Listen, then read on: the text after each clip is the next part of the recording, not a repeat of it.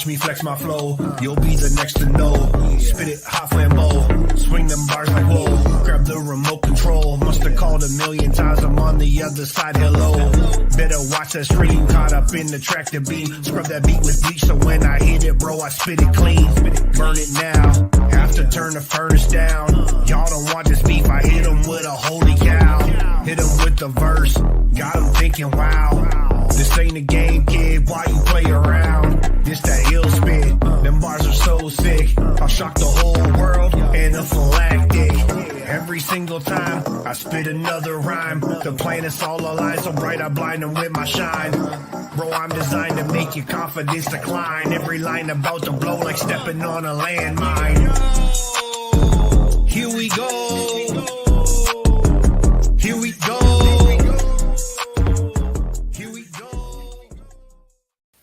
All right, good evening, man. We have a stacked show for everybody tonight, man. Definitely looking forward to having a good one. I know the day didn't start out exactly as planned. I had a little bit of issues on my car. First time wrenching only exclusively for the kids, and bless their hearts, they made Dad proud for sure. Yeah, Jay, actually, he'll get some props today because he threw the smack down for sure. Brad running the 12 scale up in there and definitely helping everybody out. But I got to get started with some on-road action. So let me bring this in right here. So obviously we had our race, the last race of the on-road season. Oh, man, look at this guy popping in. Rob Say, obviously there's going to be a couple things about this guy coming in later in the show. But we're going to start off with the USGT. The USGT class, in my opinion, has got to be one of the most competitive ones. I know touring car is the premier, but for racing, wait till you see what the last A-Main held for some of the people involved. It was epic. So starting off with the USGT D-Main, we got Jason taking the win, holding off a hard-charging Michaela Ross, and then followed that up with Ken Dees. And an honorable mention goes out to Nathan. Definitely nice to see him running at his home track. So super cool to see him putting in the effort to get his car out and ready to rock and roll.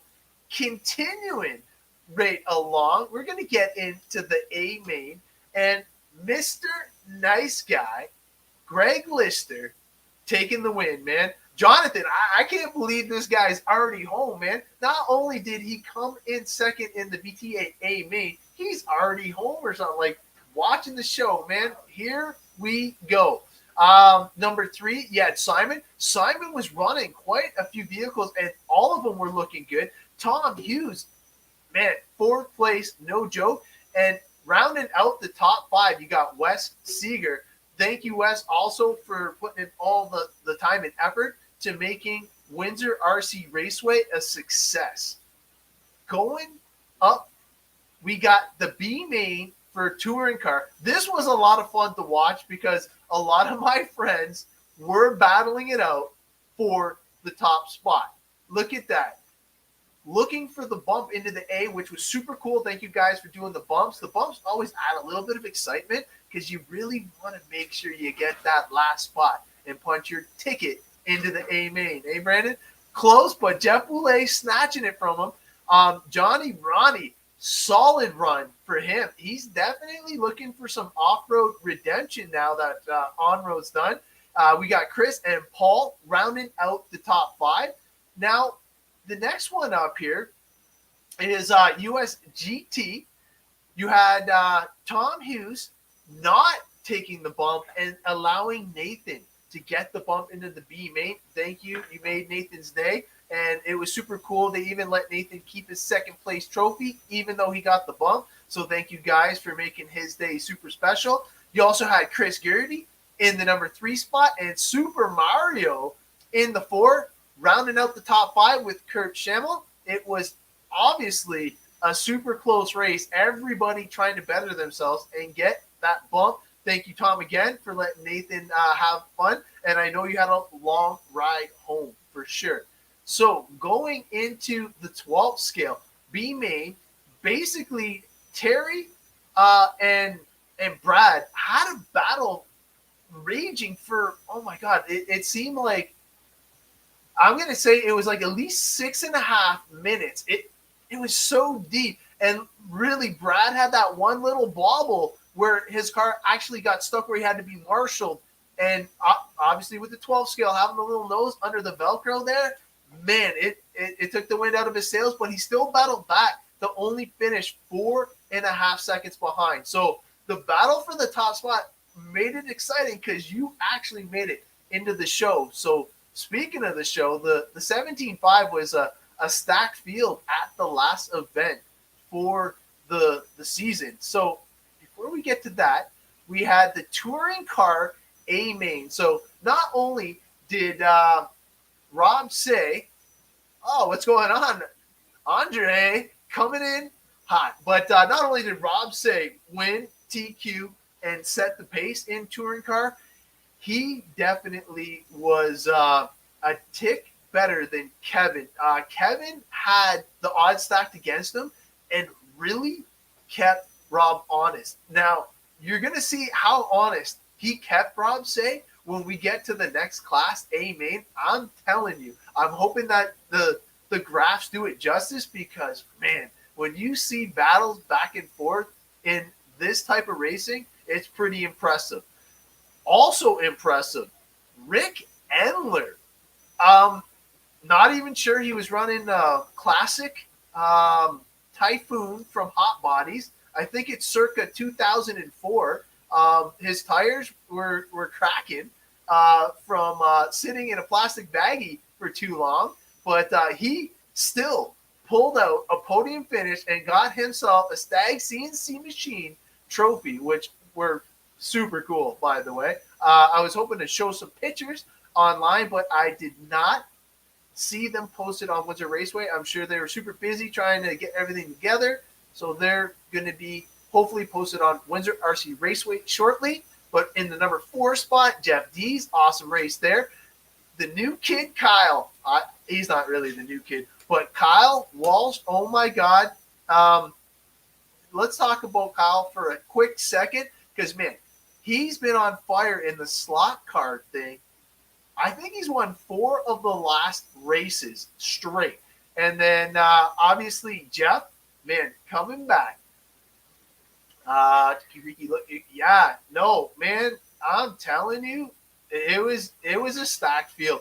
Touring car was definitely awesome to watch, but, man, the fun is definitely coming in a few classes. Let's just keep moving along. So now we're into the USGT B main. So you got Dennis the Hitman Mayville taking him down, man. Like, honestly, borrowed car. I think he was running Junior's car, 2018 X-Ray, and he put that sucker to good use, beating out Jeff Say, and literally, like, nothing, like 2 seconds behind. That battle for the bump was extremely important because Dennis wanted a piece of Greg Lister, man. Like that was what made. Yeah, I see him chiming in, man, because like he was even putting money on the car, like literally money on the car. And everybody's like, what the hell is he talking about? Money on the car? Like, yeah, he was betting Greg. But no, he literally had money taped to the chassis of his car because he was underweight, man. It was hilarious. I thought he was trying to pay me to tune his software. But rounding out the top 5 here, we have Paul. Awesome showing with Paul. He's definitely learning this FDR game and being able to transition between the 2 classes nicely. And Carlson, man, I'm telling you, he's doing weight savings with the Dremel because he keeps getting better and better each time he goes out. And obviously with Greg's support, it's just a matter of time before he starts putting dear old dad on the trailer. And I'm sure it's going to be a proud moment when he finally does that to Greg. Terry in the number 5 spot, and Nathan Ross rounding out the top 6 because you know what? I had to bring him up because he's my kid. And let's keep going into the A mains. I think that's all we have left is just the A mains. So Going up next, we got the GT12. Oh, no, and the F1. So these two, in my opinion, are the most realistic-looking classes. I know I keep saying that, but you got Fast Fred Whitaker taking the win over Brandon Marshall. Look at that average. The consistency, 95%. I think that anytime you're above 95%, you're probably a happy camper. You got Simon in the 3, Carlson in the 4, and Super Mario not making the show. Obviously, something bad happened there. But we'll keep clicking along here. We got a few more. So we got Formula One. Formula One. I'm intimidated by that class because I feel like I'd be working on it quite a bit.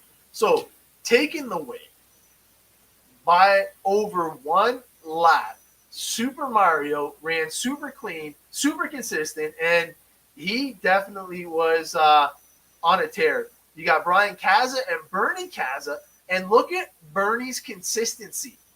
Consistency got him a trophy today, Bernie, and I'm super proud of you because you know what? It just takes a little bit to get those two-wheel drive cars out of shape, and congratulations on getting the trophy, bud. It was awesome for sure.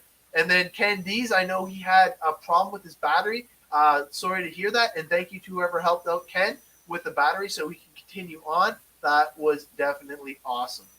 So our second last race of the day was also won by Fast Freddie Whitaker. Freddie was on fire in both 12 scale classes. Kyle was like super impressive because, like, where did this kid come from? I know he used to race back in the day. He was running some car I've never even heard of, and he had to baby it because he couldn't crash it and still put on an impressive showing. A couple weird little bobbles there that he gave. I knew you were pushing it, so it was hard to hold on, but definitely crazy. Yeah, Fred did kill it, man, for sure. And then Brandon Marshall in the number 3 spot. Jeff, I'm in the wrong spot. Jeff Dees in the 4. Brad Wanacott in the top 5. And Simon rounding out the A main sort. So now the A main USGT unedited video on RC. Awesome. I can't wait to see it. Also, look at the drag racing picture that he's got there too, man. We'll talk about drag racing for sure. Podium pics are posted on the Windsor RC Raceway group page. Thank you, Brian. I knew it was just a matter of time, and unfortunately, I have to share my pages, so that's why I was trying to load them up ahead of time. So now, going to the USGT A main. Rob, like, look at his consistency, man. He pulled it off, but he had his hands full with Kevin. Kevin was on fire. Kevin put in the most amount of work, and it shows because, like, I swear to God, the lights were being turned on, and as the lights were coming on, Kevin was already practicing on the track. Everybody's like, what the heck? What is he doing here? But I don't know if he slept there or not, but definitely a great showing from Kevin. Jeff Dees also taking a podium. Greg just missing it. And then Dennis, look at that, man. Half a second for all the money. Man, that was the marbles right there. But let's see. I want to see if it shows it. Yes, this is what I wanted to see. Now, this graph, it only shows 1, 2, 3, 4 times that it switched positions. It doesn't know justice. Like, look at the battle down here. You've got it switching back and forth after almost every lap. Now, I can't wait to see the video because right here where Rob was like number 2, if you could see, does it show the lap times? No, unfortunately, it does not show lap by lap. But if you could see the pressure that Kevin was on and did not crack, like these two were racing epic. Like, I can't wait to see the video, man. I'm excited to see it, but what a way to finish out the season. USGT A main at Windsor RC Raceway. Definitely go and check them out. Brian just posted them. Thank you, Brian, for all the work that you do for making sure that we have an on-road place locally to race with. And you know what? It's definitely a blessing. And, man, I can't thank you guys enough for what you guys are doing. Obviously, I have somebody who might know a little something about on-road, we are ready to bring him on. We'll kind of segue into.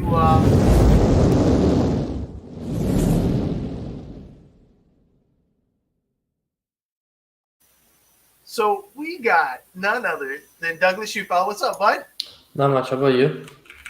Man, honestly, just excited about what's going on in RC today. We got tons of exciting news to talk about, and basically, I'm gonna kind of let the flow go here for a second, and we are gonna go back in time a little bit because you've had quite the last month. I'm gonna say, like you definitely had Yeah. some fun. So let's talk about. Was it 2 weeks ago now, or was it three? I can't remember. I think it was 3. It was 2 or 3, Okay. something like that. I can't Yeah. remember. So we're talking about the Canadian On-Road Nationals inside the Welland Mall, and it was the last weekend with restrictions, and they were still able to pull it off. So kudos to those guys, finally pulling off an epic event, and the ideas and the whole atmosphere was awesome. Where you guys were pitting was super cool in different stores throughout the whole facility. It was definitely a sight to behold, and it was my first time ever going. I'm sure you've been there multiple times, but for me, it was a cool experience to behold for sure. Now, what? How did you pull it off, dude? Like it was some competition. Um, I don't know. I'm honest. It was like an in the moment type thing. Like, even like especially, I could say touring mod was pretty much. It was an in the moment race. Like, I show up pretty bad. I pretty much shook like a leaf the whole race. Yeah, Like, it was bad. Like, I came off and I think my steering hand was just like it was like this the whole time, like the whole time. It just was like for the next hour, it was just like shaking. But no, it was a really, it was probably one of, if not the best weekend I've had just in my RC in general. It was really awesome.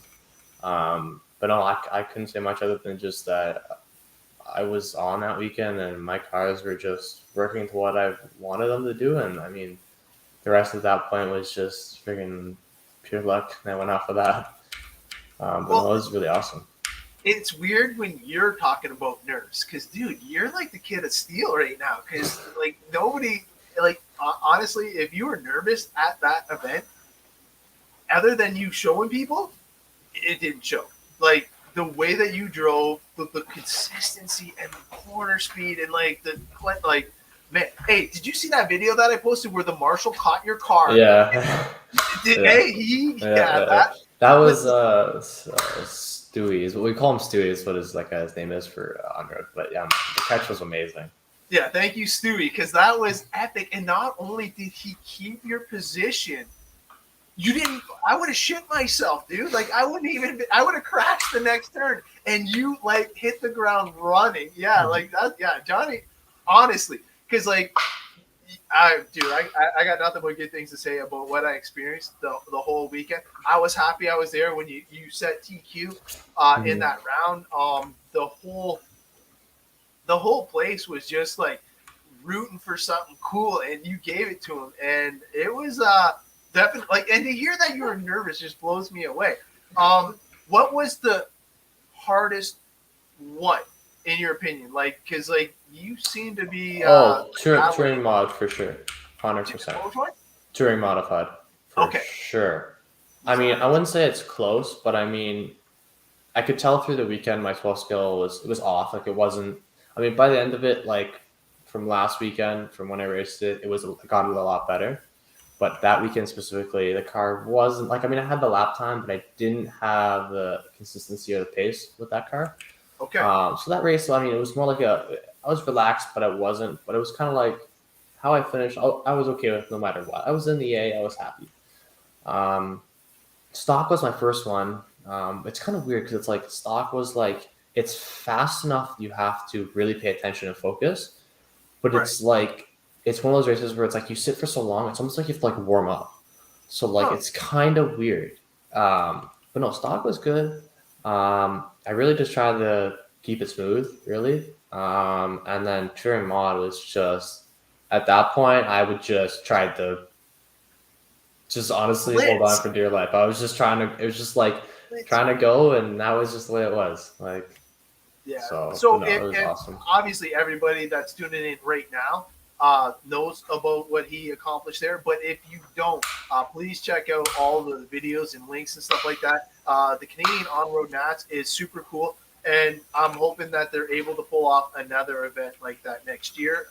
It's definitely one of my bucket list race now. I'll go there and definitely break my car there too, just rent, whatever. But we will go there and have some fun. And, It's an awesome race to go to, and I oh mean, yeah, I give them 100% credit for even getting it going because the way that their circumstances were with the track and then closing, and then we weren't sure if we were going to get a track beforehand, and then they kind of weren't sure where they were going to put it, and then them just going back, hey, we're going center mall on the tiles, let's go. Which is, I mean, I complete credit to them. It was amazing.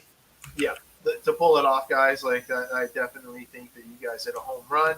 And now that the whole restriction thing's done and we're starting to move away from it, I'm thinking that you guys should be able to set it up for next season and come out swinging and get the support that you guys deserve, because it's definitely a class effort on your part, and to show that kind of passion and to be able to pull off an event of that caliber is truly international. And to be a national champ, bud, that's pretty impressive, man. And I can't wait to see your poster when we go up next season in the windows, man. It is super cool. So, speaking of off-road, I know I already talked to you about it, but on-road. We can't talk about off-road yet. Let's see. So, Matt's saying that he's giving you all the yeah. Oh boy. You know what? If that's probably half true. You probably gave a few tips. Let's see what we got here. But I'm not like, this is a spoiler alert. I don't know if anybody's interested in watching the whole thing. If you are, just like blink real quick, because we're about to talk about the biggest cash payout in a one-day RC event. It is. This is crazy. Insane. Yeah, it's insane. I know we already know who the winner is. If you don't know who the winner is, please blink, because I'm going to bring her on screen. So this is the queen of the street. This lady took down 225 other fast, like, you guys don't even realize like how fast these guys are going. Like, ridiculously fast guys to take home $20,000 US cash money. Like, it's insane. Single day cash payout, $20,000 for a drag car. Unreal. Like, Douglas, imagine you're winning $20K at the next O-Town event. Dude, like, oh my god. Eh? Dude, like, if I went to any race and won anything in a cash prize, like that's crazy. And like, I can understand like maybe a couple $100, $1,000, but $20,000 is just, I mean, it's a great step in the right direction for RC. But I mean, that is just outrageous for what kind of like time we're in right now, where like getting paid or getting money right now is like one of the hardest things to do. And like, in each classification, there's like what, maybe 10 guys, 15 guys in each one, and that's throughout the whole world. Like, yeah, it's crazy. Oh yeah, and now if you guys didn't see how fast she went 1.6 at over 80 miles an hour. It like check out the video, man. Like, it is unbelievable what this woman pulled off. Queen of the streets, like. Man, congratulations to Samantha. That is like unbelievable. They didn't know her name while they were announcing. They freaking know her name now. Like, it's crazy, because like nobody thought that it was going to be her. And her boyfriend made it to the semis as well. So yeah, and Yancy and Frank Urbick, the two guys that I was going for, didn't make it. I know. Urbick went out in the quarters which is awesome. He did fantastic. He just, as soon as he lifted it and got back on it, he knew, because the tunes in it are so soft because you can't have the power come right back on. And he thought if you just stabbed it that it would be full power again. And unfortunately, it had to ramp, and that's how he lost it. He lost it by like 0.0012. It was like such a close race, but still, it don't matter. That a win's a win. If the light comes on, you're the winner. And that's why the money's there. Like, let's face it, you driving can't interfere with me losing. I have to beat myself. Like, you're not, like, obviously you can beat me because you beat me to the finish line. That's one way. But if you cross the center line, I win. If you jump in red light, I win. If you brake, I win. So, like, there's so many ways that I can win, but obviously it takes so much to do right. She went through freaking 225 fast cars to get that top prize. Yeah, who's that? Oh, I mean, kudos to her. That was amazing. But like, that's crazy. Yeah. And you want to talk about like celebrity showing up, man. Mayfield was there. You got to hear what freaking Rivkin did with his Associated. That was pretty cool. You'll see that online, I'm sure. But just some super cool action. That one guy, I forget his name, he jumped 20 feet into the air off the timing system at probably close to 70-something mile an hour. Didn't look like he tried to stop. Yeah, he was in it to win it. So that was like definition of like full send when you're like, 3 or 4 mils off the ground, literally. Oh, literally, yeah, it was super cool. It was it was just send it. Mm-hmm. But no, it was super cool. So obviously we had some pretty cool things about off-road or on-road. Now we can get to the off-road stuff here. And I got a video that was sent to me. But before we get into that, did anybody see the post from Portansky? Anybody? I don't think I did. 40? How many more sleeps to the first race? Huh? Does he have a new track? Did Dork actually pull off the impossible? Possibly. I'm not sure. There's a rumor going around, and supposedly Dork found a place. So stay tuned. It's within a half hour of the old track. So stay peeled, man. Honestly, if John's listening, I'm sure he is. We all know how much work and effort it takes to be able to pull off what John does, and we're going to see that in a second. But Dork is asking for any of the members or any of the support or anybody that lives near, please message him and reach out to them on their Facebook page. They are going to need a ridiculous amount of help to move all of their equipment over to the new facility and start setting it up. And the only ones that are going to benefit are us, the racers. So if you do have the ability to help out, please do. We definitely will support you, and I will bring lots of cold beers your way or whatever it takes. I wish I lived a little bit closer. I was hoping it was a half hour towards me, but we'll see. We'll have to see. But have you seen the video that John shared yet? Yeah, 100%. Yeah. All right, so let's see. So we got this video first. We're gonna cue this up, and then we gotta ask you about some stuff. I think I can do this full screen, and then I think I can do this so we can even save some more. That cancel that. You know what I would like is if it just kept replaying. That would be cool. Yeah. There we go. We'll go like this. I think this will replay. Let's see. Yeah. So first off, the comments about. Can you guys see my mouse or no? Yeah. Okay. So first off, no, not yet. No, we yeah. I don't know if you seen John's thing. He's like, no, not the new one yet. Yeah. So this right here, I guarantee somebody is going to send it off of that at some point. Oh, but 100%. obviously, oh yeah, obviously, it is going to be designed as a bull turn coming off of the straight. Nobody's going to use the fence anymore. I'm convinced of that, but let me be the first. Let's just say it depends how far he shoves the pipe over. True that. Yes. But I believe that this is going to be the 180 coming back, which is going to be pretty sick. Coming into the tabletop. And now, I'm on the wrong screen. Oh, that's how you can see it. Okay, I'm sorry.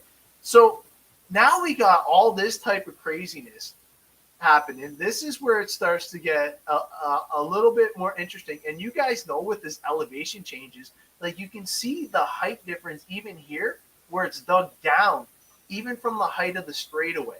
So this step up is going to be pretty sick into a smaller double, which is more motocross-esque. I think Douglas can agree with keeping the smaller jumps and just work on the timing.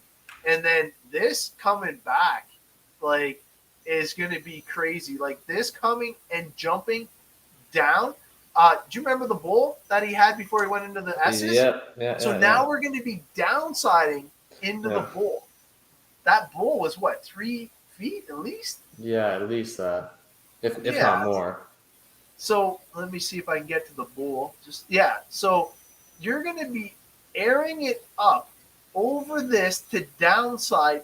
I see he kind of run it down a little bit too, man. Like I can't believe he's even been able to get on the track. Like when I seen it, it was so sticky and soupy and wet, and it had snow, and the ice didn't even melt in his front yard yet. I was like, oh geez. And John's like, I'm gonna do a full track change. I'm like, what? I'm like, geez Louise, that is crazy. So I think you're gonna have no kidding. The Truggies, man, the Truggies are gonna have so much power for this track. And actually, this we could probably get to the new one, because this back section here and all this craziness going on, I don't even think people truly know the 100% flow of the track and what the evil genius John is cooking up. Let's see. He goes pretty extreme and changes it up quite a bit. So here, let's get to the new one. I hope the new one has sound. We'll see. We'll go close that out. Got Johnny right here. So I'm hoping that you guys can see John's post. Okay, yeah, there it is on the screen. So what I'm going to do is I'm going to start it at the beginning. And there it is. What? He's got... That's awesome. He's got the... I haven't even seen it yet, guys. Well, hello. Where are you guys been? Find out the work is done. Yep. They just want some feed, John. Oh my God, that is hilarious. Well, hello. Where are you guys been? All right, so here. Let's bring this back. Let's see. I think I can pause this one too. So, all right. So we got his friends that were literally chasing him. Oh, it won't let me pause it. Oh, there we go. All right. So they were literally chasing him earlier. It was pretty funny to see. So we still have the wall ride into the tabletop. So we got that part down. We know what we're doing so far. So this right here is obviously the step up. So we know what's going on there. Now, should we just keep continuing going that way right now, or should we figure out what's going on back here? I would do the full of the track because I think it'll help you kind of understand which way it's going. All right. So you're going to jump up here. So this big double, kind of like an air step up. It lots of air time.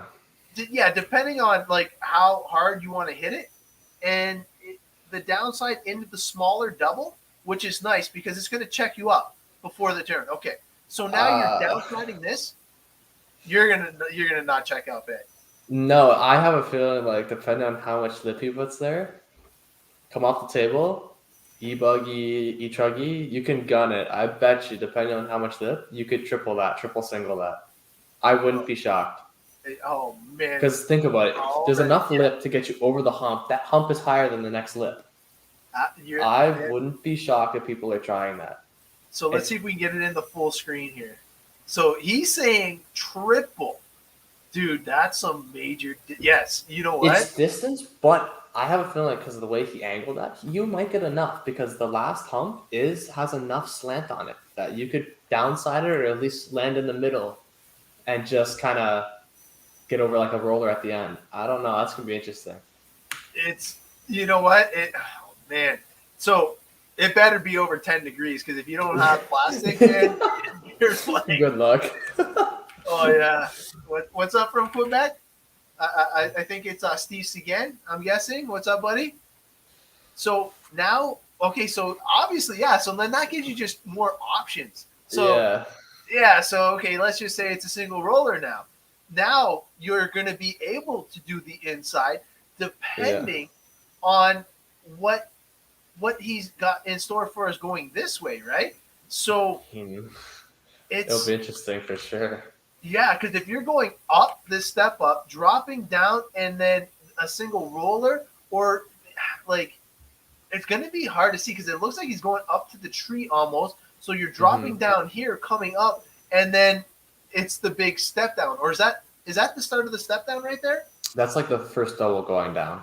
Yeah, first double going down. Oh, because we're still going that way. Okay, I apologize. I got ahead of myself. But yeah, so now let me try and get it so it is coming back. So we'll just have to go like this. There we go. Can I?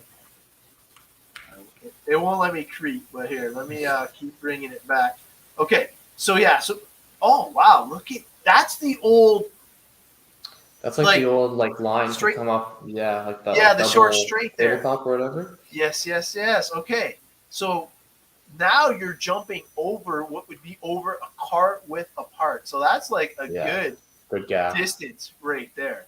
I really hope that lip has some kick on it. That is not a big run you're gonna want to downside that's gonna be awesome. Like so now you're the airtime there is gonna be awesome. So if you're tripling that, doubling down this, and doubling in the back section here, and it looks like it could be a double. I don't know. Well, hold on. Let's see. We got to go back a little bit more. I don't know because it's just that's curved. It looks like kind of low almost. Well, yeah, he wants to do, I think, a double in here. So like a double, single? And then another. I think what did he say? Hold on. He said it. Look at 6-pack. Oh, there you go. That would be so sick if he could pull that off. Double. There you go. Yeah. Oh, yeah, Matt. Man, I'm telling you, man. I can't wait to see you back out there, bud. It's going to be awesome. Jonathan's saying he's going to put the speed bumps on. Hey, you know what? He's got something like cooking for sure. You know he's got something like shoved up his sleeve for that. So, okay, so now that we're coming down here, this is where he's tying in This is where he's tying in this whole back section here that he has kind of cut down. So this is where he said he was going to put the first jump to downside that. So is that the techno sign right there? I think it is. I think so. Oh, no 6-pack. He's saying no. He means a 6-pack. So he's saying no, but he meant the 6-pack. So this is going to be a 6-pack back here. Mm-hmm. No, I think he's saying no to that. But I don't think so. We'll have to see. Here, hold on. You know what? I got to do something here. I'm gonna do this and see if it works. But so now he wants to kind of do something with the back there. You know what I mean? It'll be interesting how he makes you enter it. Because I don't know. Is he gonna make it like a wide I don't know, because you could almost double berm it, so you have to do another toilet bowl type thing to come back down that whatever he's putting in the back, double, single, whatever he's gonna put down there. We're gonna have to ask him because honestly, I have no idea. Yeah, because this when you're coming off of this, you're downsiding that. You're carrying so much speed. If he puts the rumbles down there, those freaking oh my god, and then into the turn, coming up double whatever, it's what is he cooking up here, man? He's got that's a lot of runway for a down. I have a feeling he'll put something there, and it might just be those like a rumble strip almost down there. Because he might want you to slow it down, but I'm going to tell you right now, guys are going to come in so hot, they're going to be flying through that if there's a rumble strip there. Oh, well, okay, so the track already looks faster just because of the birds. No, I'm just joking. But like honestly, the flow, you're coming off of the straightaway, carrying more speed into something that's going to compress your buggy, be able to 180 back. So you'll be able to scrub a lot of speed going into that turn. So I just can't wait to see you carrying your speed into that thing. Like Duban's birthday too, man. So like it's going to be a crazy weekend. But try to figure it out. Oh, John's trying to give us tips, and he's like, "I'm right here." I'm like, "Jeez Louise!" But like honestly, in my opinion, I feel like it's going to be faster. The little tabletop into the step up, and if you're tripling it, obviously other people are thinking it too. Oh, 100%. I mean, I didn't think about it until I saw that like this kind of like that one like the way clip. we just did it there. Yeah, I didn't. Yeah. Like that's insane. Like because like that's too close, and but then that it might be too far. Oh man, we'll have to see.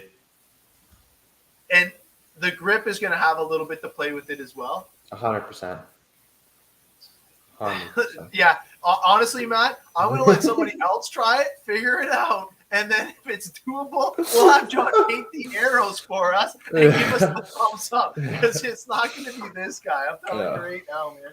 It's going to come down to how much you're going to have to feel it out. It's going to depend on how much kick you get from the first jump and how much of a lip there's going to be on the second jump. Because if there's a very minute lip on the second jump and there's lots of kick on the first jump, you can 100% pull it off. 100%. As long as the grip is there. But if it's loose, you will never pull it off. The grip has to be there. I agree. So he's it will be fun watching people. Yes. Oh my God. If you actually come up short in flat, oh my God, dude, you could bend your chassis and break some parts if you just accordion it. Like, dude, what? That? Yeah. Dude, you know what? I will actually, whatever you're running in short course, if you do it, I will try it in short course too. Like, how many holes are we going to put into it to stop it from parachuting? That's what I got to ask. Jeez Louise. Yeah. Oh, man, honestly, I think that it's going to be an E-Truggy that would probably try it first. My money 100%. Is on Rob. I think that Rob is definitely going to be the one that's going to send it full send with his Techno Truggy. He doesn't shy away from trying to jump pretty much anything.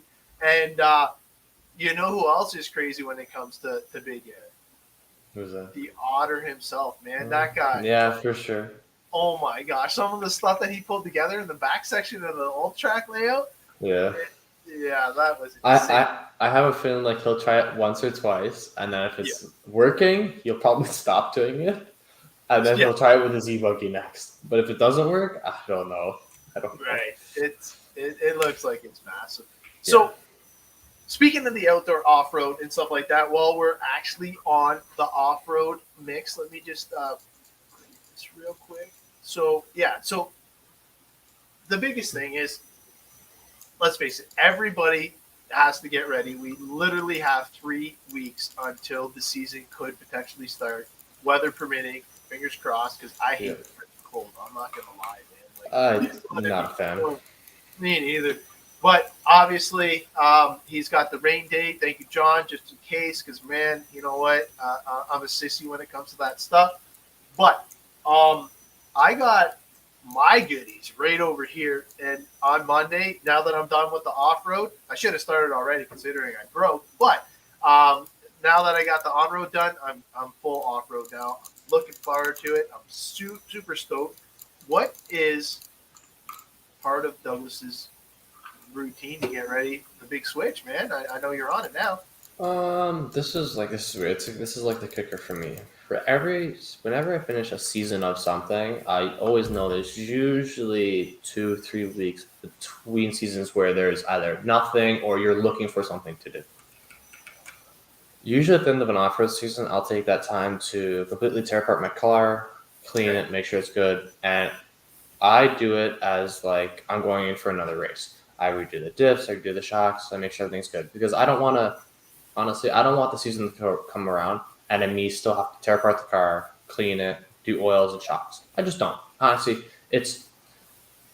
I just don't feel like doing it at that point. I just finished racing. You're tired. You just want to be able to grab your car, do the little things you have to do to it, and then be able to send it. But like I always make sure that before at the end of the day, it's oils, dips, bearings, and everything in the cars are good at the end of the season, the year prior to. Like even in on road, it's like I make sure my top dips are loose, screws, shocks are done, dips are done, so I put them on the shelf. They'll be good. But then there's nitro. The nitro engine, take them. Obviously, put your afterburn oil in the motor, put them through, put them on the starter box, make sure the afterburn oil gets in there because they're going to sit for 6 months roughly. Right. The only thing Oh, I do. wait. No, I have a question actually, Okay. and this is for me.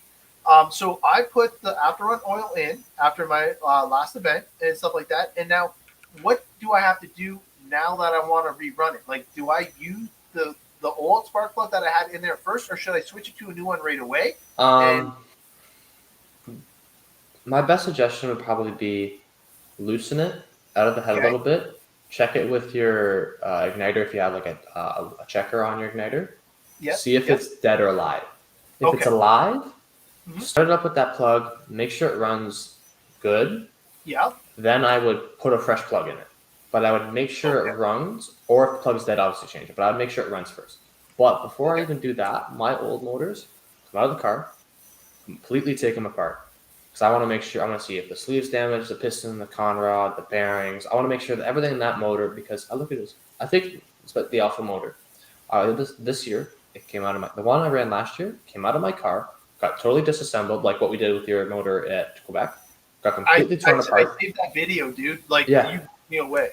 Completely torn apart to every bit, piece, and part in the motor.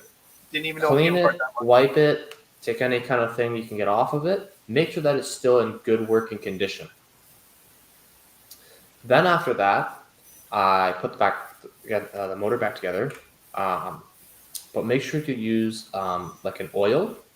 I think it's like a speedrun oil. Sean Lang sells it. It's a specific oil that slides in between the piston and the sleeve when you put it back together.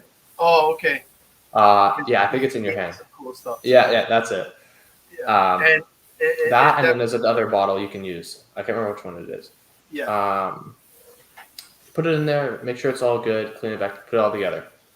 Then I use that motor as my backup motor for this year, and then I will grab another motor, put any modifications, whatever you want on it, and I'll put it in the car.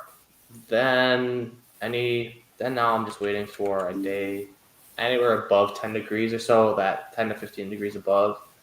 That's the day I break in the engine. Right. Make sure it's all good. And then e-buggy's the same thing. You go over it, clean it, whatever. Electronics aren't a big deal, but you go over it, make sure it's all good.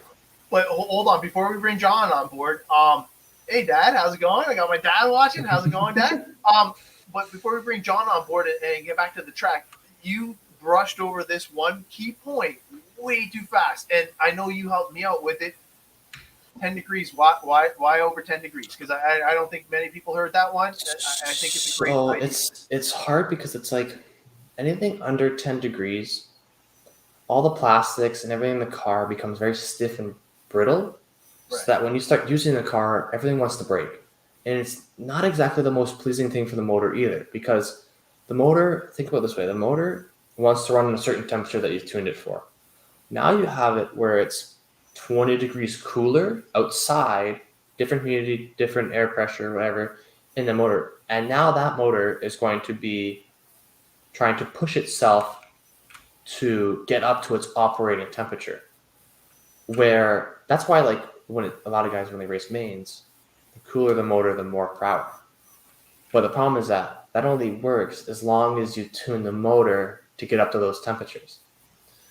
Because when you have that 10, like it's 10 degrees or below, that motor is going to be harder to start, harder to heat, harder to keep it operating temperature, and harder to keep it just running in general to tune it, because it doesn't want to start. It's cold.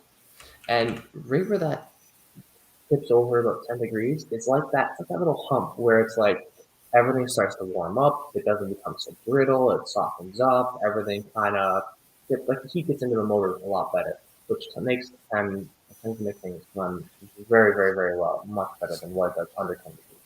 So basically, you're saying like once you get to 10, 15 degrees, it's the sweet spot to break in your nitro motor. So just keep that in mind. The warmer the better, honestly. Obviously, But yeah. because of the way that our seasons and climate work, this month, anywhere, if you can get over 10 degrees or even over 15 degrees, if you can get over 15 degrees right now and break in your motor, that is phenomenal. Yes. But right now, even for me, I'm trying to break in the motor this week. I'm just looking for anywhere between 10 to 15 degrees in the weather forecast. I can come home, I can check it, it's over that 10 degree mark. I'm going to go outside and start breaking in my motor because I just need it to be a tad bit warmer. But yeah. Cool. All right, so we're going to bring this crazy person to the stream. We got the Otter. What is going? Oh, he even fixed his name. We got the Otter on board. What's up, man? Oh, not too much. Not too much. Just chilling now, finally. Yeah, you seem to be a little bit busier than a guy that couldn't get on the track. I'm just saying. Yeah, I mean, honestly, it's too early. I played some cards that I should have played as far as getting the horse manure on the track, and then we got all this wet weather, and I probably should have waited before I tilled anything, but I'm working away with it. So the horse manure composting stuff is just kind of being pushed around and used when it's drier. So I'm just waiting for drier weather again, and then I'll continue on. Hopefully those 5 days coming up, man, treat you well. Oh, yeah. It's going to be sick. Yeah, I expect this week will be a pretty quiet week because it looks like there's a good amount of rain in the forecast, but at least the track is in a position now where the water will just shed off now. I don't have any loose material sitting around holding water. Nice. Now, we were trying to dissect it earlier, and I kept seeing you commenting, and so I'm like, man, I'm just going to send them a link. So then let me see here. I can do this. I'm gonna load it up. Yeah, I didn't realize that you sent me a link. I would have come on board earlier when you were talking about it. Oh, no, like your comment, I thought you meant you were still outside. That's why I was like, is he still working on the track? Nope. No. Chasing your friends. You're saying hello to my little friend. All right, so I'm going to let's play the. I don't know if I can slow it down. Let me see here. So we got them. Look at how fast they're traversing the terrain. Yeah, they're definitely getting fattened up. They're getting aggressive. I mean, I don't know if I call it aggressive, but they're more friendly than what I'm comfortable with. So I would just prefer not to be within 2 feet of them. So yeah. We should have posted that other video of you feeding them. That was hilarious, man. Because I didn't realize that after they were done feeding, they'd be so close to you. Oh yeah, like as soon as they're done eating, boom, they would just up and like come towards me and get really close. Like literally, they would like touch my hand that close. But I wasn't going to let them get any closer. John went Blair Witch. He started running away from the things with his phone, and I couldn't see the video, and I could hear him gobbling in the background as he's running away. Oh my God, it was so. I wish we had that live. That would have been an awesome. They can really run if they want to, but I caught them off guard. I kind of tricked them, and I just kind of just darted. Just unzip your coat, and you'll be bigger than them. That's the thing. That's the trick.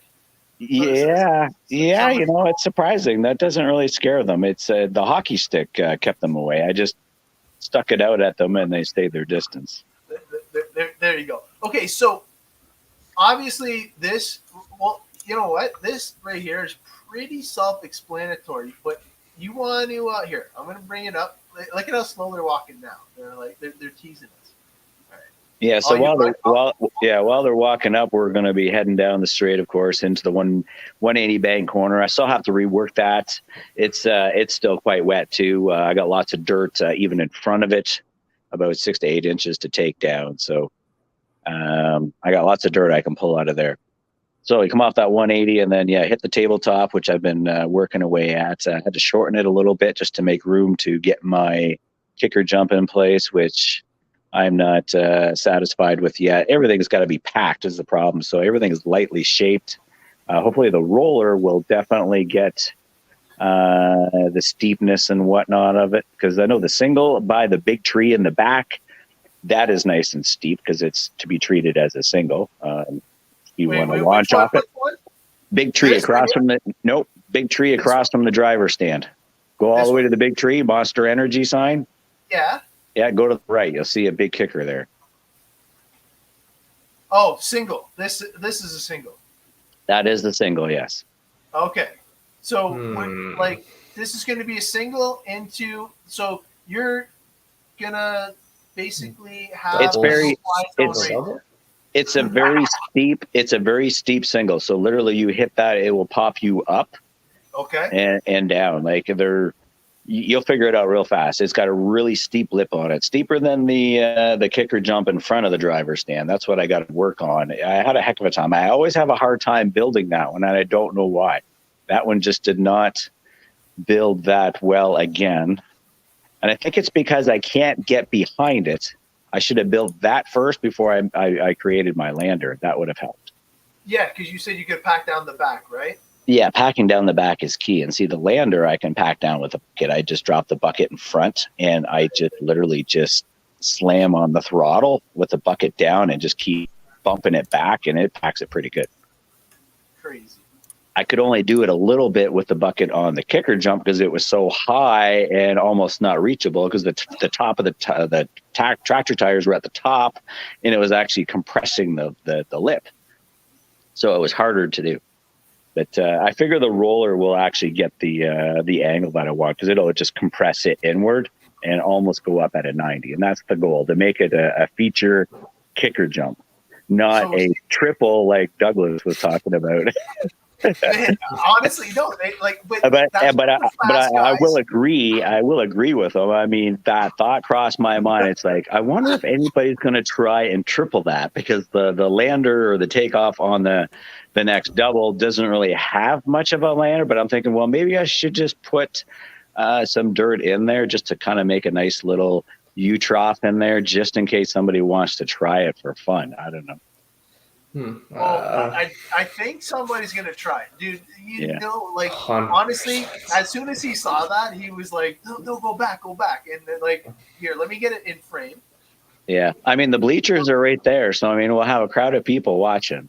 Yes, because oh man, like I think Douglas is right. Somebody for sure is like when you have the e-power, like the buggy and truggy e-power stuff can do it if you have the. Yeah, for sure, man. Well, if you have the power going down, how many feet do you think that is? Like that looks like it's like 8 feet there, and then this looks like it's another 10, so that's like 18, 20 feet. I bet you I wouldn't be surprised if it's going to come down to, if you want to make it, how fast you hit the table beforehand. Because Agreed. The run up is so short. I feel like if John makes it so that, I don't know if you could like scrape it almost, or like that you fly really low but you can hit it super fast.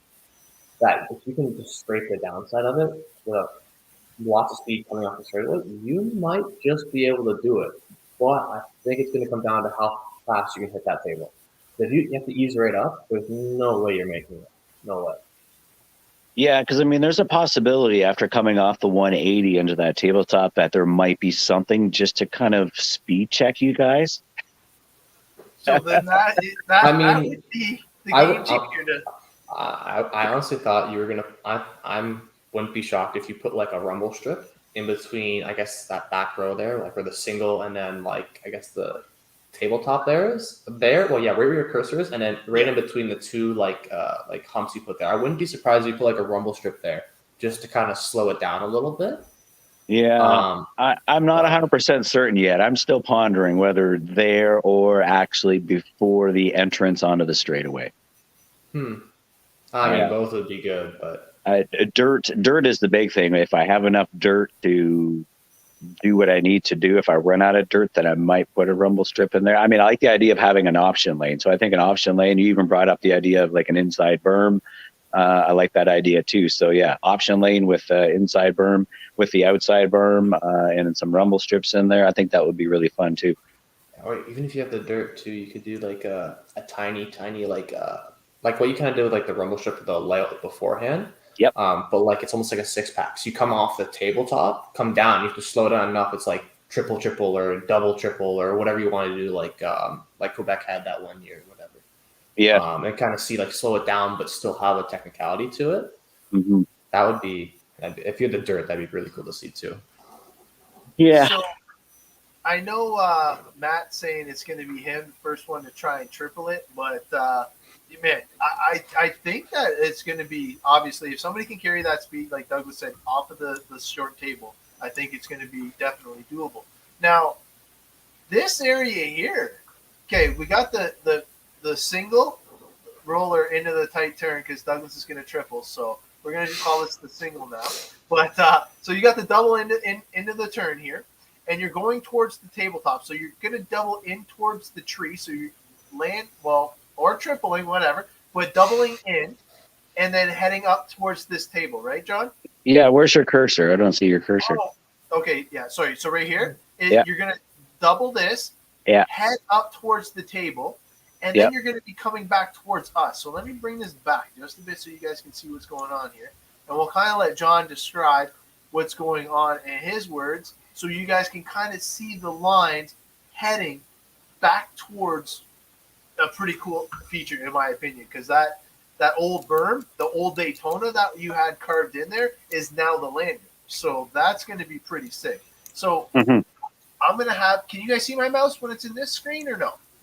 Yep. I'm on the jump. Okay. Yeah, so you're hitting the big air kicker, coming down into that, and doubling out, sweeping up that way. So it's an unfinished table. It's not wide enough, like I showed you when I was talking to you. I got to add a bit more width to it on the backside, just so that it's wider. Right now, it's only about 8 feet wide. I want it to be at least 10 to 12 feet wide.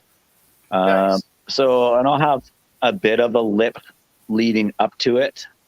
So it's basically just kind of just a nice get your apex right, pop in and out of that tabletop, down into the single, and then hit your step down. Nice. All right. I have one question about this. So you come into that double. How far is this pipe going to go around? Is it going to be like 10 feet from the tree, or is it going to be like really tight to that? Like, I guess like. I did have some dirt there because I was going to put up just a small, like 1 foot berm, just kind of as a catch kind of deal, just to help guide your car. But that lander is actually quite wide. So if once you see it, you will be able to read that you can actually hit this big air kicker, stay wide, and then cut over tight inside. Yep, just like that. Now it's actually very wide. It's wider than the takeoff. All right, now the space in the middle there, it seems like between like features, is that going to be like a dead space for like marshals? Or you're not sure? Like right here where the house No. is? Like where the box jump is, like right in front of it. Usually there's like a marshal spot somewhere in that area. There won't be one in the middle there where the cursor is. No. Okay. Because that'll be too blinding. Unless it'll be a blind spot. All right. Now my next question for this: if you come off the table, can you cut the jump to land far enough closer to that kicker that you could miss a section of the pipe? Oh. Like, will there be if hypothetically if there's enough kick off that double, could you cut that To land over here? to land somewhere over there? Yes. We're going to put a telephone pole so people I'm going to say no because that takeoff on that double will not be high enough. Okay, That's pretty low profile. I want to keep it so that it's about just speed so you can just catch the top of that table and sweep around. Okay. I had to ask. I saw the space and I was like, how can we cut that? Yeah, no, it's like I say, everything is like unfinished. I just can't really pack and shape the things the way I want. So I'll be getting down to the wire when things get dried out to shape everything and tweak everything. I really want to test things when things are dry enough. I could almost test things today, but I didn't bother. That's crazy that it's that close. But yeah, like super sticky today. Like I couldn't believe it was like Play-Doh today walking on it. That's cool. So how far out are you going to go on this? Like, are you going to extend the pipe out a little bit? Because it's kind of like what Douglas was saying. If if you do the pipe farther out, that would prevent people from even trying to be able to jump cut, right? Oh yeah, definitely. Like the pipe is going to run tree to tree, like as usual. So the ravine lane will be on the other side of that tree, and then the next tree up towards that corner table.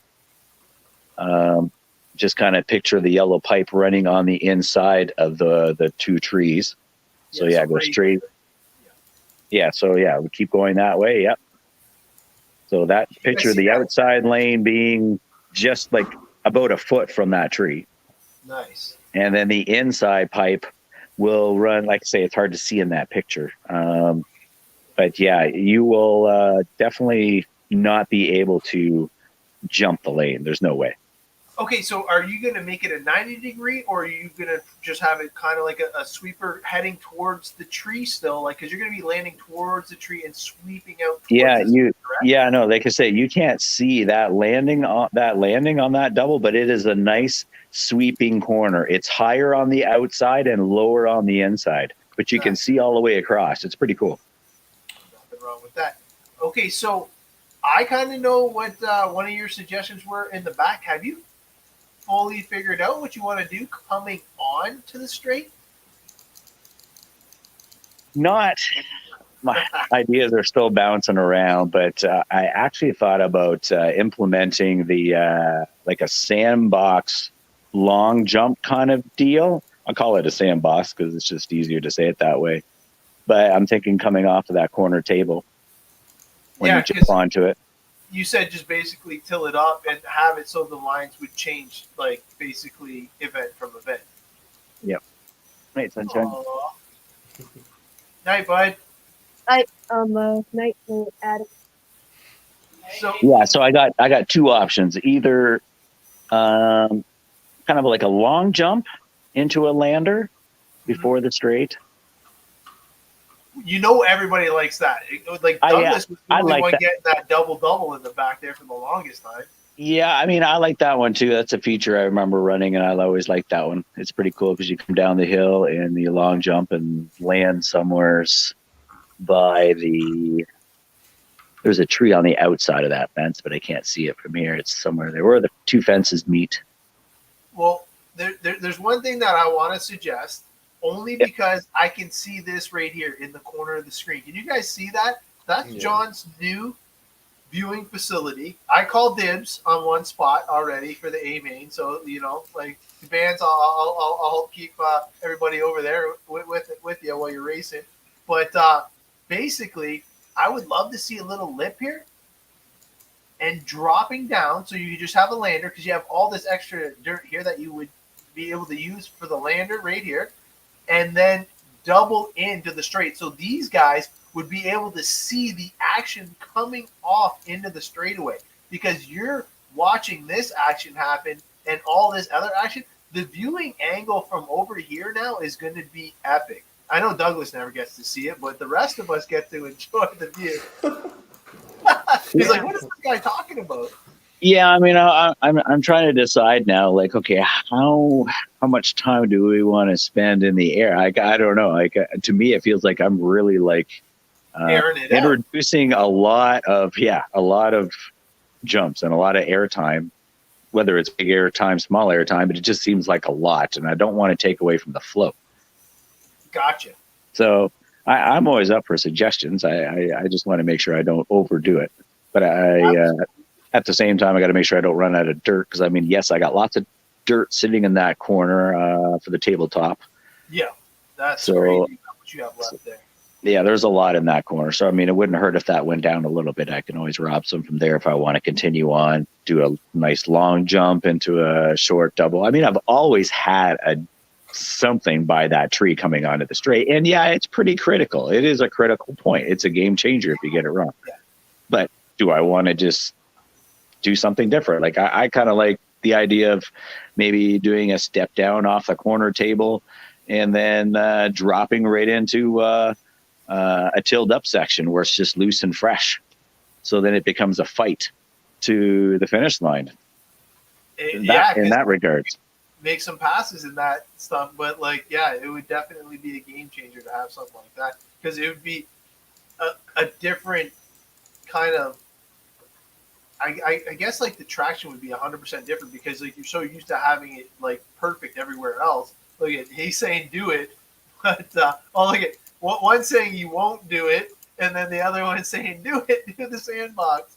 Yeah, But like it's something different, right? Something different can be fun. I had the opportunity to try it already with my e-truggy when I tested it out early, because I tilled up a section and I tried it, and it's like, yeah, it's working. You definitely only want to have like, 12 feet of it because it really slows you down.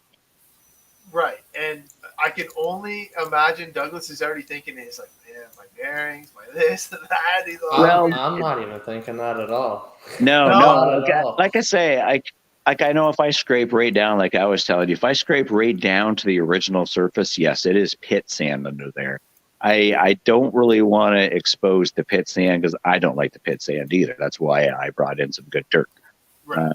But if I can get it where it's just a nice mix and it won't get dry and dusty, then that'll work. I mean, I can always add something to it just to keep it kind of moist and damp, but always fluff it up when I need to. I got the tractor and tiller sitting there. I can drive her up the street and all right, new round, new tilled surface. Here we go. Let's do it again, kind of deal, right? I can do that. So I'm kind of curious because like that would make it so people would be able to change different lines throughout the actual race because it's going to build up depending on how and who goes through and how if you can jump in, if you actually lawn dart or divot or anything like that, it's going to be an ever changing thing, I would think, if you especially build it in between rounds. Yeah, it would be like kind of motocross, right? The tires would literally dig their own kind of trenches, throw some dirt around, and all of a sudden you're kind of like all kind of looking for that same mark to hit when you come off the step down or whatever, drop down. Just like, okay, I want to be over here. I want to exit high or low or whatever to make sure I get through there because that is still faster. Oh, I don't want to be into this loose stuff because I got no grip there. And yeah, it can be a game changer. Huh. Right to the wire too, because I was going right to the finish line. Imagine you like battling for the lead right there, and that's the pass. Rooster tail pass. Yeah, so then then it's going to come down to okay, what tires are going to work overall great on the track, and just give me that little extra through the sandbox. I'm setting up with some paddle tires for sure. Watch. I don't care about the rest of the track. I just want to look good in the pit. I'm thinking that spot. You said that once you said like a sandbox, my mind went European. I mean, this is terrible, but I mean, brick section. Yes, I've thought many times about brick section, sidewalk, like whatever I can use. I don't know. Sure. Yeah, I don't know. It's a tough call on that one. I mean, if I was going to put something like that in, for me, that the best spot for that would be the bottom of the straight because that's where it collects all the dirt, and it would be so easy to clean up all the time. Mm-hmm. And wouldn't it help with the flow too? Like the water flow and all that? Yeah, it'd probably help with water drainage off the track. Yeah, because it would have the runoff. So here, let you got a lot of dirt down here still. Yes, there is a lot of dirt down there. Like I say, I've got probably 8 inches of dirt, extra dirt down there. I didn't realize how much there was there. And now the deer had no power to move this at all again, eh? It took everything it had to push the wet dirt up there because I was literally like pushing it back, and it was wet and heavy. And I was down to some pretty low RPM, stalled it once. Stuff like that. It's pretty steep. Like I say, it's pretty steep for a tractor to climb that. Yeah, absolutely. And it's so tall because like the Summit RC is on the 6-foot pegs in the back there, the wood. Yeah. That it's insanely high. You can still see the monster jump, but it's definitely coming along. I gotta say, I know I told you personally, but man, all of us racers appreciate all your hard work and what you're doing, John. And give us a little sneak peek into what the evil genius is thinking. But the track does look amazing. Like I know you're saying, oh, it's just roughed in and this and that. Man, I can't wait to get up there, man. I know it's only 3 weeks away. There's still lots of work to be done, but I know you're definitely up to the task for that. And I'm praying for the good weather because I was talking with Douglas earlier, and man, I'm old. I think the cold hurts me a little bit. But we'll be there either way. But when do you think you'll be ready? Like, are you still thinking of the roller or no? Yes, yeah, I'm definitely gonna need a roller based Okay. on everything. It doesn't matter how dry it gets from this point. Everything that is already roughed in and created is wet, so it's full of air, Okay. which means it's going to dry out because it's got that air in there, and it's just going to dry out and eventually change its shape. Right? It's just what happens. It eventually settles, and then if I have a race, basically with how everything is right now, guys will be like walking across this, walking across that, and it'd be like a sponge. Okay. So it's still that. Like I remember how It soft it is. was when I was there, and I was surprised because I thought your ground would still be more frozen. Where you tilled it, that definitely was crazy because like Yeah. the amount of moisture it held there when we came back from the Canadian Nationals, the moisture that you had in there. When you were telling me that there's no way you're getting on the track, I truly believed that because I was like, oh man, like it was bad a few times when we checked it out. But now I see what you've accomplished, and I'm like, holy crap, he's still sneaking it in there. And even Yeah. last night, working under the lights after like just doing so much, like even personal stuff I won't even get into, but like still being able to pull it off and get up there and do some work on the track is utterly amazing. And I know a lot of people are looking forward to getting their gear ready for this upcoming season. I know Douglas was talking about a few tips and stuff like that, and even the rumblings in the Windsor RC Raceway. Everybody talking like I was showing them the pictures, giving a few people some hints, and Marco Vivario showed up, and a few others like from just the off-road scene wanted to check it out, and they were just hyping it up. And oh my god, it's close. It's close. Yeah, it's good to know everybody's excited and pumped to hit the track. I mean, I would love to have the track open for practice before racing. It would be really nice to like break it in, whatever, you know. I would love to be able to do that, but Yeah. it's so early. Like Yeah. Oh yeah, It because is. like, and honestly, to even have a track prepared for the target that you're hitting is like you're coming out of the gate swinging, and honestly, Mhm. this is like the start of the off-road season.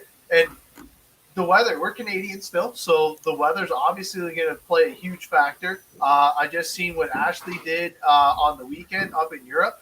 They only had, it was 13 degrees where they were at, and you could see they had the winter Ouch. coats on. Like Yeah, that's cold, man. And let's face it, until we see what the weather's gonna like behold for us, we could be in the same predicament. yeah, definitely a different year than last year. Last year was early. Like I could have had the track open in March. It was really nice last year.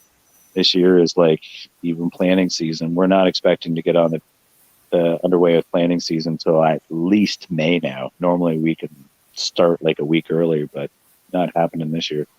Right now, is that because of Cold. Ukraine? No, it's just too cold. I'm joking. Anyways. Oh yeah. Yeah, just everything's getting blamed on Ukraine. The gas prices Oh, yeah. going up. It's Ukraine. RC tires don't do anymore. It's because of Ukraine. Like it's funny Yeah. how it went from COVID to And- Ukraine. Whatever. And yeah, believe it or not, there is a seed shortage. And whether we blame that on COVID or Ukraine, I don't know. So Okay. yeah, but yeah, there's an actual seed shortage. So there's varieties out there that we can't get that we normally get. So yeah, there is shortages out there. So that's crazy. It's not just chip shortages anymore. It's actually seed shortages. It's Yeah, it's unbelievable. nuts. It's nuts. Yeah. It really is. Yeah.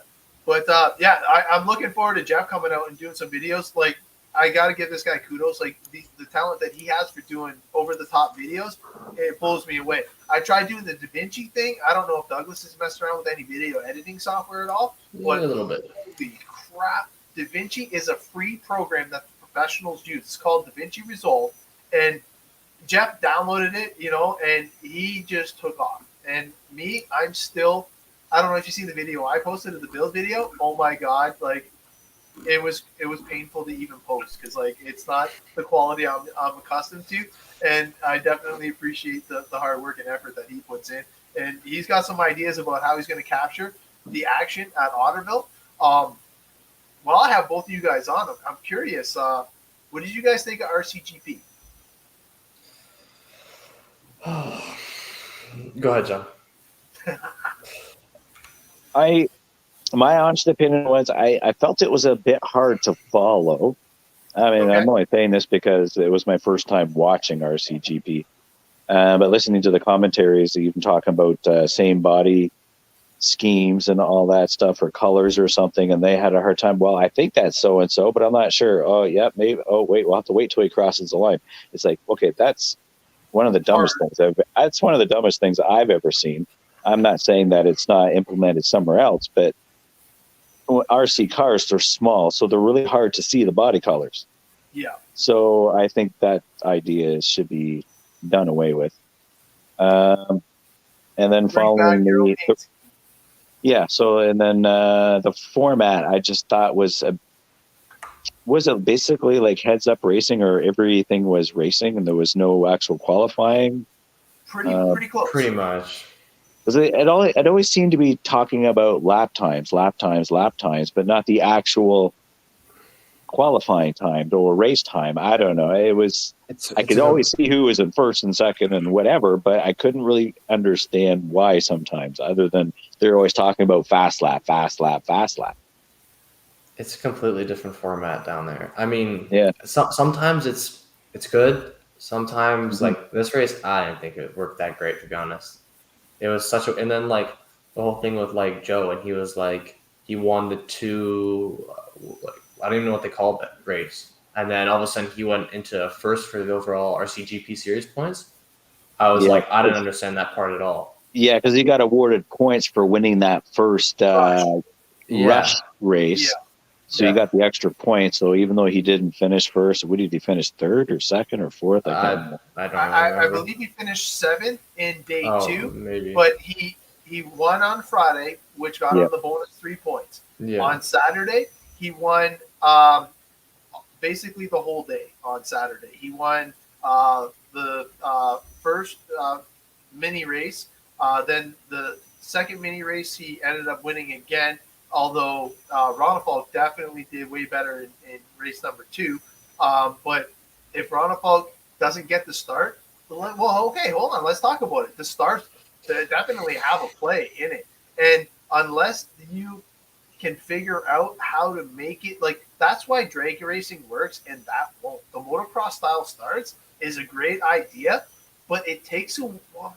Okay, maybe it doesn't. Let's talk about it. Because let's face it, even in motocross and supercross, they have to do the gated starts. And it's only because people respect each other why they don't crash and they're on the bikes. But with RC, if you're not on it and you don't realize you have a bobble, or you lose traction and you kind of rub into somebody, it can cause a huge accident and take the top contenders out with no fault of their own. So I'm on the fence with that starting. Like, I think if you could feel the pain, then you probably wouldn't do it, right? You would be more cautious. But we don't feel the pain. We just pull the trigger, and I want to get there. So, yeah, you don't want to be a dick and take somebody else. But, hey, at least I didn't hurt you physically. True. Yeah. Versus motocross, right? So where you have to be more respected on it, because, yeah, somebody could get hurt, but there's just a lot more respect with the motocross versus the RC. So, see what Matt says there? He says he doesn't like the gated starts. I 100% agree. 100%. Because think about it this way. If you get a terrible start, that's like having a major crash in a qualifier. At RCGP, you lose 15 seconds. You just went from the A main to the F main. Literally. Yeah. That's 15 seconds. 100%. Yeah. No, yeah, that's very true there. Like I say, I'm not saying I'm a fan of it. I think it's cool, but I think it's different and interesting. Yeah. But don't think it's the right way to do it. Yeah.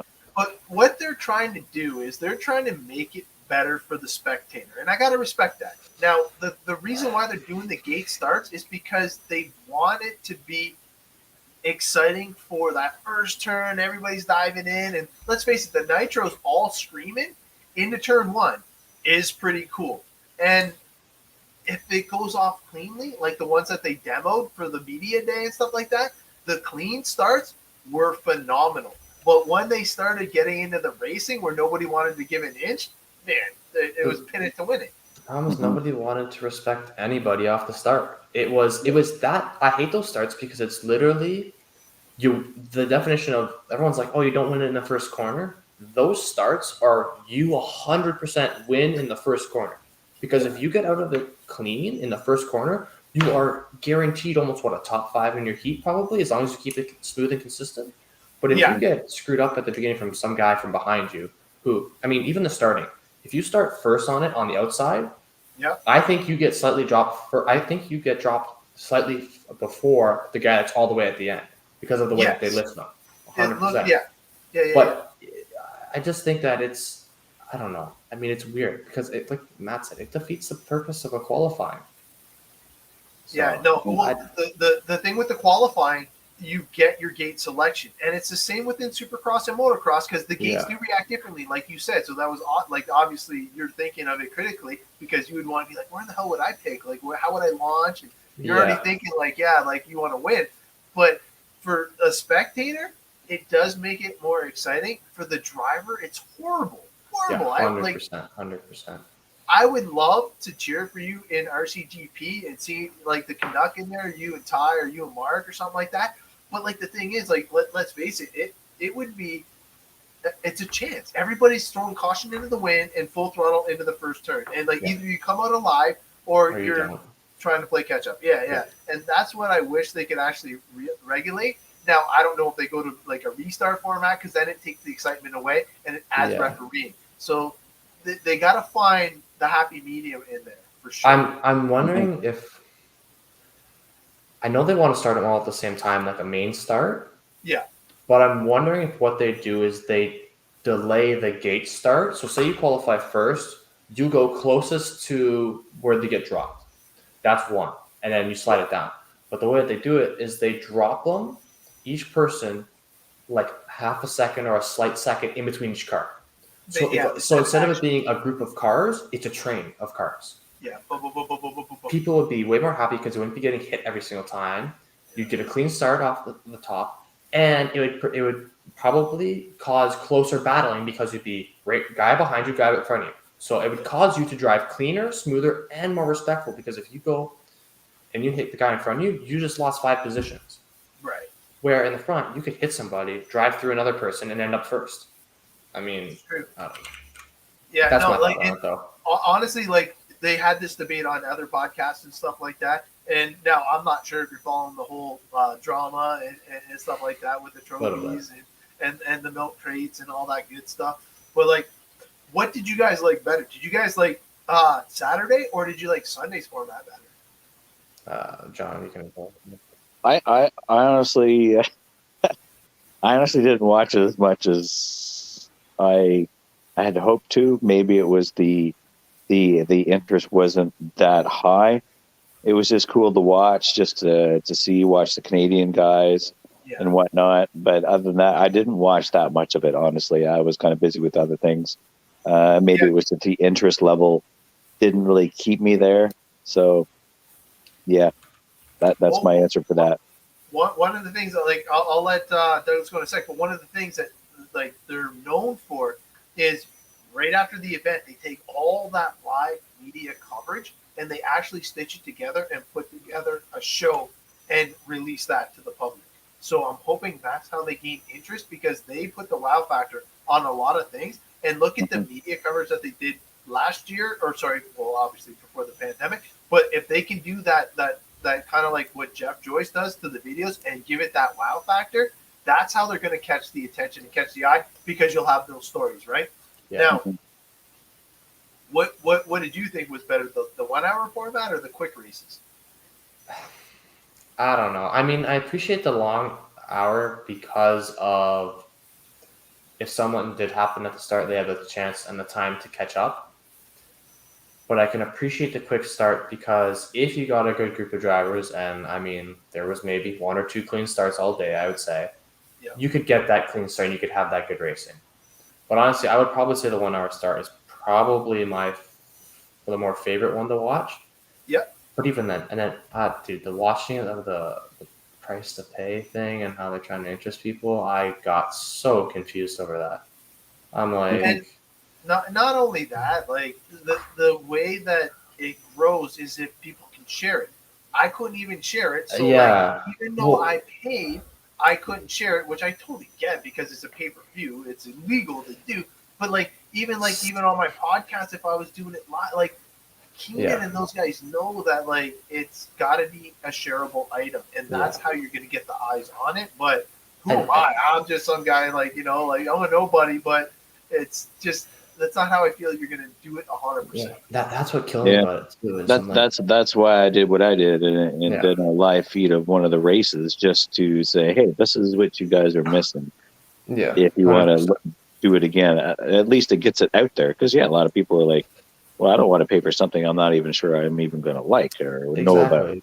And that's what I found the kicker is they were like, oh, we're gonna charge $15 for you to watch it. It's a monthly subscription.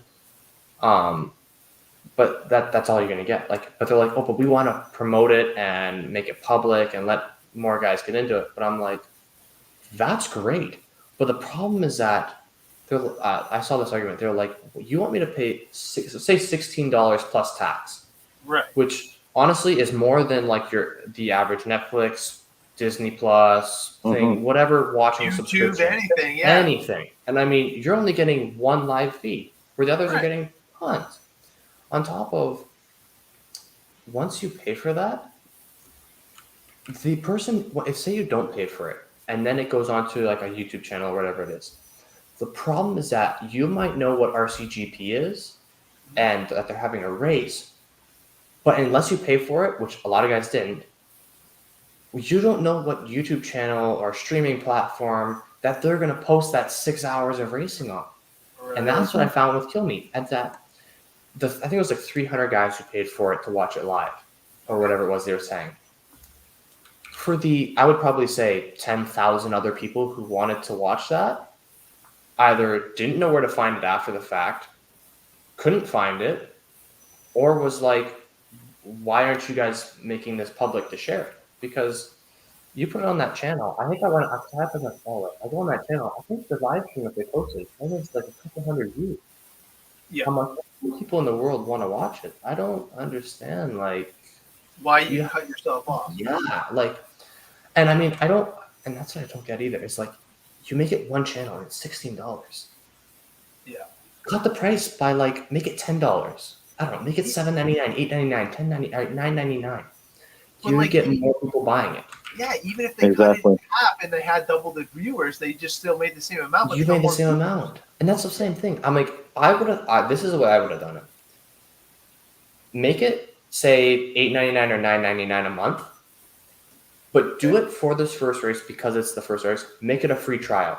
You sign up, you get a free week of a free trial, and then on top of that, after that, if you don't like it or appreciate it, you don't have to buy it. But if you like it and like really want to watch it, here's the $9.99. You can pay for it monthly. You get to watch the races live, blah, blah, blah. Right. To let the guys experience it. That's the way they should have done it, because it would open guys to seeing the race for the first time. Maybe getting interested in it. Maybe even the person who's already into it getting to see the fast guys drive again. Like, right. It's such a... I think they just went the wrong way about it. I think there's been such better ways of doing it, and I don't think they thought about it. Well, okay, so to me it looked like they had a few agendas. The House of RC, they were pushing the heck out of that. And let's face it, you have to go through basically House of RC in order to even get the media coverage. Yeah. Once you go through the House of RC, then you actually have to go through the media page and this and that. Like, it was hard to find, and I actually paid. And I was like, okay, so I wasn't even 100% sure if I was on the live feeds, and you had to like click down some of the menus. So I was pretty surprised. They should have done it like yes, for the live stream. Yes. Yeah, 100%. Matt, that's a great suggestion. Yeah. Absolutely, Matt. Like, I'm surprised they didn't go that route. Yeah, I mean, even then, like, I get it, you guys. They want to keep it separate from Live RC. Yes. Like Matt said, let a sponsor suck it up, or for how much money you guys make from RCGP, suck it up yourself. Like, honestly, they did. Side note, I think I heard around 300 guys watched it at Right. say $20 a person. What they make? Maybe $4,000, maybe a little more than that, Right. roughly. Like for what they made that entire weekend, that $3,000 or $4,000, possibly more, they might have been able to suck it up for how popular they are. Right. But I still think they either one, what Matt said, get a sponsor, or two, make it a free trial. Make a week free trial. Let everyone understand what or see what you're doing, and then critique it. Even if they got the 300, that's only like $4,500. Let's say, like even if you guys like say $5,000. So even if they made $5,000, did they even break even at that point? Probably not, because like they had to put a whole bunch of different camera angles, a whole bunch of different setup. They had to pay for internet because there wasn't internet there. So like there was some cost entailed in doing that. That's like John bringing the internet to O-Town, man. No, and I don't doubt it. There's 100% of cost. But I look as if you want to get new people, new interests, all that, there's going to be that period where you might have to take a little bit of it. And to take that risk to get that, I don't know, extra 100 people or extra couple hundred, like even 50 guys, 100 guys. You get a 50 or 100 guys into the hobby watching your thing. That's huge. That's huge. You have like, that could have, like, what people don't realize is that 50 or 100 guys, in that 50 or 100 guys could be the next world champion for offer. You don't know. You don't know. And then that's what you were saying, how hard it was to access it. That's like, it should be like, if they wanted to promote it, House of RC, great. Slap a huge, after you paid for it, make it so that once you subscribe, you get like, it's almost like a premium. After the thing pops up, there's a huge link for it. And it says like in bold letters, RCGP live stream, and the video link. Click. Right.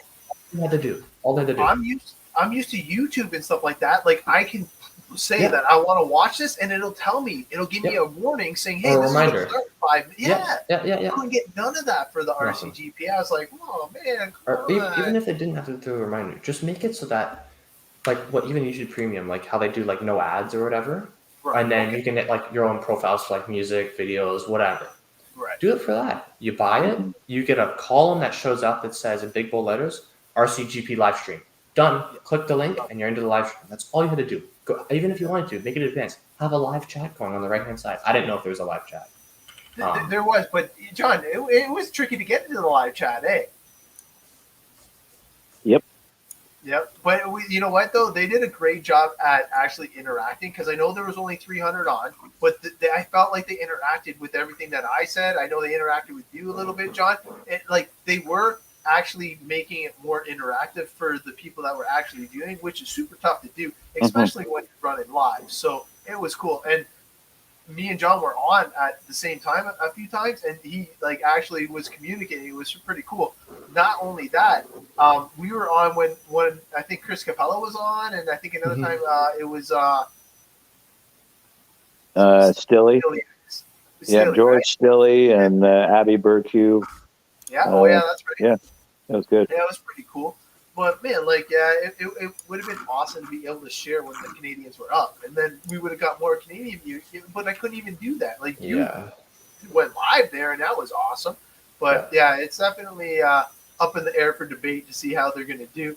And now I know what I'm looking forward to, and this is going to be the last year that I miss. I'm going to go next year for sure. I'm already trying to put the bug out to everybody. But PMB next weekend.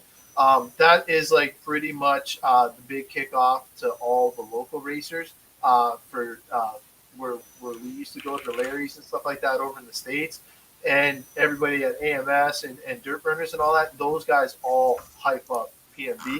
And when we went to PMB, I'm going to tell you guys, it did not disappoint. Like me, Mike, Dennis, the Bearded Wonder, we all had such a fantastic time there. Like, you want to talk about going big. You want to talk about, like, the ambiance. You want to talk about nonstop partying, rocket car jumps and stuff like that. Like, he puts on a production that also has an RC race. Like, everybody knows Dave Blycom.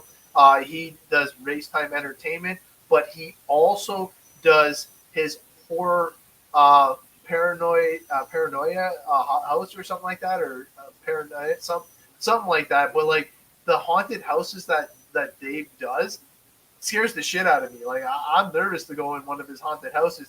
Even the monsters that he does for the monster walks through the pits, live running chainsaws, no chains obviously, but the fucking realism of these characters are over the top. And then of course he's got the psycho girls, which everybody, adores them. But like the whole way that they make it feel, they got smoke machines, they got flamethrowers, they got like the driver intros for the A main, and like you're coming out through smoke shows. It's like, dude, it's something to behold. I'm telling you. Like I remember holding Nathan's hand because he was still young enough and he still wanted to hold Daddy's hand. But we walked through the dead walk where the hanging bodies were. These bodies were so crazy realistic looking, hanging from the rafters like in nooses and dead, and like it was cool to walk through, man. But Nathan's like reaches for my hand, he's like, yeah, I'm going with you, bud. And he refused whenever we did parts. He wouldn't cut through that way. He would go all the way up the stairs to circle back around. It was, oh man, awesome memories there. And it was my first introduction to a Joker lane, and their first Joker lane saved you 10 seconds a lap. So I remember. Now that ruling was you're only allowed to take it once, right? Okay, you're allowed to take it once every 10 minutes. So it depends on where you qualified. So for you would get it 3 times, dude. Like you would be in the A main, no problem. And I think that you would enjoy it because there are so many different strategies. Some people would use it on their pit lap and totally negate and still pick up 5 seconds or 4 seconds. So it was a good strategy to use there. That was Lust's strategy. And then you had like friggin' Mayfield. And he was on one where if he felt like he was in traffic, he would take the Joker lane. So he would use it to control the flow because he could be by himself and he felt like people couldn't pace off of him or vice versa. And then you had DP's thing.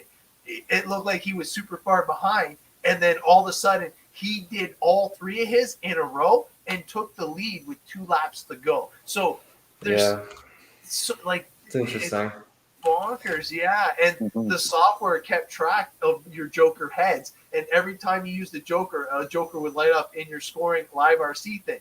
And then you'd see the second Joker head. And then you'd see the third. Like, oh my God. And, like the announcer was going nuts because like, who's saving him? Who's got this? And oh my God, he just like, it adds a different element because like nobody knows who's going to do what. And if you have like the communication on with your pit guy, he can look up. Like if we were at Old Town, he can look up and see the screen and be like, okay, yeah, Douglas still has 2 in the bank. Oh, Sousa still has 1. You know, like it would be like, holy shit, like what are these guys doing? Yeah. So a Joker lane like that added it took it over the top. And obviously the flashing lights and the stuff you need a second decoder for that, and probably another program too, don't you? Well, same program, but he had 3 decoders total. So 1 was for the Joker lane for sure. 1 was for the main loop, and another one was I want to say pit exit. I'm sorry, Dave. I know you don't really watch my show, but a couple of your friends do. But he has it set up phenomenal, John. I can message him and ask him specifically, but it is 1 program. So it's the same program that you have, but he had multiple decoders. So the decoders is what communicates with the actual software, and he was able to manipulate it to get it to trigger at certain things, right? It was so Yeah, that's right. Yeah, because Lifetime does have the Joker lane feature. That's right. It does. Right. Yeah, and like even like I don't know exactly how they did it. If it was buried underneath on exit of pit lane, but you could see because the main line was right at the ramp up at PNB to go into the pit. So it started right when you drove up the ramp, and then as soon as you like drove, I'm guessing off the ramp. I'm sorry again, I don't know 100%, but it would show you your elapsed pit time. And it was like, exactly. I just did it in 5.3 seconds, or sorry, 5 minutes, 0.3 seconds. It was like, holy shit, under 6 minute pit stop, like phenomenal. Yeah, that was cool. I know I was talked about doing that at my track, doing the pit lane. Do you have another decoder or no? No. Oh, okay. So no, I priced one out and it kind of talked me out of it. how much is a decoder, just if you don't mind? think they're in the 4,500 range. Is that just for the decoder, or is that the software and everything? I think it's just the decoder. Wow. All right, we're gonna have Like to give away decoder some and loop, cookies. like decoder and loop, I believe. But that's it. Like, yeah, it's really gone up since 2008 is when I first bought mine, and it was I think around 1,900. Is this because of Ukraine? Like, geez Louise, Yeah. like, what the heck? That's expensive. I didn't realize it was that pricey, to tell you the truth. So, I got an idea. Obviously, Spark, we have a few committee members that are on the team now. So, would we be able to bring their gear? Because they always unplug it every night. Like, would we be able to bring that up to O-Town and be able to utilize that, or am I just like if you can like what do you call it? Y harness the loop so Okay. that it picks it up going in and then picks it up again going out? I would say yes. See, I'm not sure. But See, yeah, the I'm not a technical guy, so yeah. I would think that you should be able to make one decoder work, because the idea is every time it picks up a signal, it'll tell you. So if you can make it pick up the signal twice, entrance and exit, then why not? Well, I'm thinking bring their decoder too. Well, yeah, that's what I mean. Okay. Yeah, because So yeah, one decoder, but you still need to have two loops: the loop going in and the loop going out to the same decoder. So it tells you that, okay, boom, you cross the line, boom, you cross the line again. So I'm just thinking out loud here, but you know how they do it at Windsor Raceway, where they have the decoder in the tubing that goes across and it reads it from above instead of below? Yeah. Even if it was a temporary setup like that in PVC piping, we could do that in the pits. Mm-hmm. Okay. All right. So I'm going to talk to some people I know at Spark and see if it's even possible, because we can just bring it down and trial it. So if it works, great. Huh. Yeah, you definitely want to make sure it's isolated, that's for sure, so that the cars aren't picking it up as they drive by down the straight, right? Because the pit lane is so close to the straight. So that's why I was thinking just the extra in the PVC piping, where it just drops over top of the pit area, so it would be elevated, but wouldn't necessarily be in the way of anybody, because you could just have one pipe with the thing and then run the loop back. And you can even use you can't see it, but like even the 1 inch, because you just need enough to run a little thin wire through it. So it doesn't have to be big, intrusive piping. It can be super small. So it shouldn't be a thing. It would be worth trying. I don't know. Like, I think it'd add like a wow factor. Or you could even have it as segments somewhere else in the track. I know they've done that before. So you can like, oh, Douglas is in the lead here, but then, you know, like they changed like spots, you know? Not that, you know, it would only be when he's pulling in for stop. So there's lots of crazy stuff you can do. Yeah. 100%. Oh, yeah. But, all right, I am going to finish this off, man. I appreciate you guys jumping on board. I think Douglas froze, actually. Yeah, I 100% did. He's frozen. But, man, I do appreciate you coming on board, bud. And I appreciate all the tips. We actually have been on for almost 2 hours. So I appreciate everybody, you know, like getting the insight, seeing what John was doing with the track. Thank you, John, for sharing that. And we'll have to do it again. So next week I do have off. We are planning to go visit my dad next weekend and pick up some dangerous goods. And basically the following weekend, we should be able to go live again. I do have a special guest coming up in 2 weeks. So I'm going to be posting about that, because I definitely need your help in sharing it. It'll be super cool.